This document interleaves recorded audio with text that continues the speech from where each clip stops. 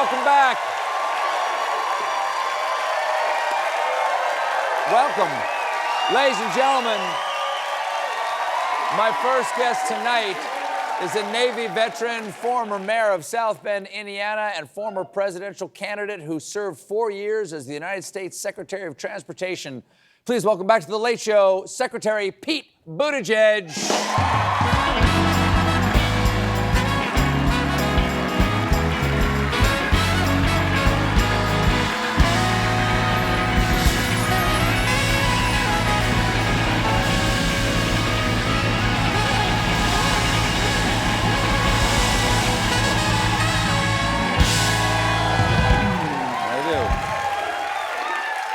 Nice to see you. Same here. Wow. All right. There you go. People are excited for Pete Buttigieg. Nice to see you again. Good to be back. I'm so happy to be here. First time you and I spoke was 7 years ago. Look at these young fellas. That's pre-2020. That's pre-COVID. A lot can change in 7 years. You got 2 kids, you got the beard, you got a little salt and pepper over there. But having been in an administration, I know you'd already served as mayor, but having been in an administration and run for president, what is your view of American politics 7 years later? Well, I believe a lot of the things that I believed then, but I think my experience has made me, I feel that I'm a moderate ideologically, but it's kind of radicalized me about the condition of our institutions. That there are things that we just accept that are totally unacceptable, that need more attention. Like if fixing money in politics or getting Congress to actually act as a constraint on the presidency, or any of the other reforms we need, if that takes a constitutional amendment, let's do a constitutional amendment. Let's build the case for that right now. And there's a whole set of things like that in our economy, our society, our politics, that we act as if they're sustainable and they're clearly not. And as much as I believed in reform 7 years ago, right now I believe more than ever when folks are paying, jet fuel is doubled, diesel is up, gas is up, mortgages are higher because the president starts a war that he thinks there's no accountability for. Congress can't do anything or won't do anything, even though they have war powers, theoretically. All of these things are happening because you have a president who's unaccountable, because we have a system that desperately needs reform. And as we're coming up on the 250th anniversary of our country, it's not enough to just assume that these systems are going to keep working. My warning to my own party is to avoid the temptation to think that we can just somehow take power and put everything back the way it was. The way it was wasn't working either. The way it was led to the way it is now. Exactly. All of that is what something's got to change. Okay. I mean, I think one of the things that needs to change is the United States Senate, how it's run, how people are elected, all that kind of stuff. It's a highly anti-democratic institution. That's part of the reasons why we're in the mess we are right now. But you decided not to run for Senate in Michigan, even though there was the seat opening up, and you were a really good candidate for that. Is there some other office that appeals to you on any level? Running for president? And I realize it's way too early, and I admit.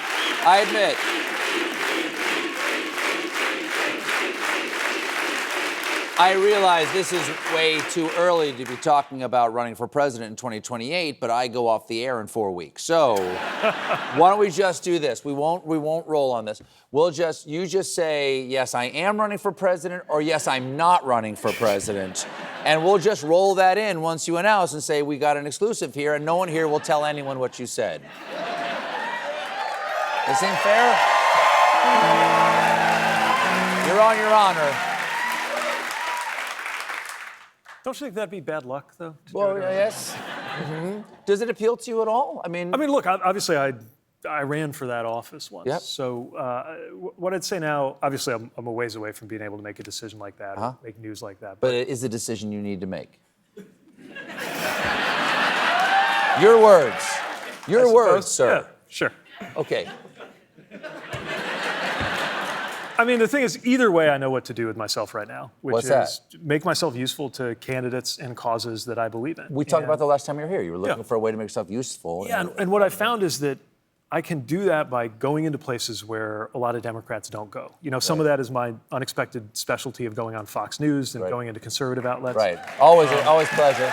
But you were down in Georgia, Oklahoma. Yeah, I was going to say, there's a geographic version of this, Yeah. too. We were in Georgia. We were in Marjorie Taylor Greene's district. This is one of the most conservative districts in America. Yep. We had like 500 people come out in Rome, Georgia, to support a candidate who, for Congress, Sean Harris, who wound up overperforming by 25 points. It was the biggest jump yet in how much people were supporting Democrats.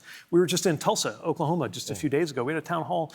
Almost 2,000 people showed up. So yeah, I caught a lot of that town hall. It was great. It really was great. Yep. What do you think you're learning, and what do you think they're learning by having you go into some place that some might perceive as hostile territory? Well, first of all, how much support there is and how much energy there is, and the fact that there is a powerful American majority for change and for the things we believe in. Because right now, you got this administration that's created the illusion that their positions are supported by most Americans, and it's just not true. Most Americans agree that we should be taxing the wealthy more, not giving giant tax cuts to billionaires.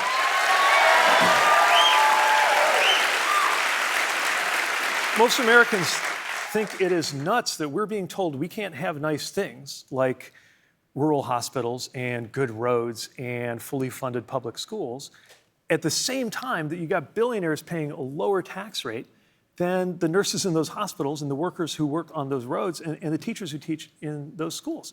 Most Americans agree with us that the government should be doing more and not less to make sure that you can get health care and that you can afford it. And that means expanding Medicaid and expanding the Affordable Care Act, not tearing it down. Most Americans think this war is a terrible idea. And it turns out that's not just true in New York, that's true across the country. You went to war. You served in Afghanistan. And I'm just curious, as someone who served in combat, when you see this war in Iran, what do you wish our president had understood this time about sending our troops into a war in the Middle East? I just remember the feeling of being on that plane, going into Afghanistan, praying that the people who sent me there knew what they were doing. And now you got a war, a shooting war, where Americans have lost their lives, and everyone is feeling some kind of impact because mortgage rates are higher and gas is more expensive. And it feels like the president's just making this up as he goes along. The gravest responsibility that a president can have is to commit troops to go into war. And yet, he's doing it with no regard for their well-being, with no regard for what's going to happen, with no plan for what happens next. And if there's one thing we've learned just in my lifetime, it is that you don't go into a war in the Middle East if you don't know what you're doing, unless you have no alternative. We have to take a quick break. We're right back with more Pete Buttigieg. Everybody stick around.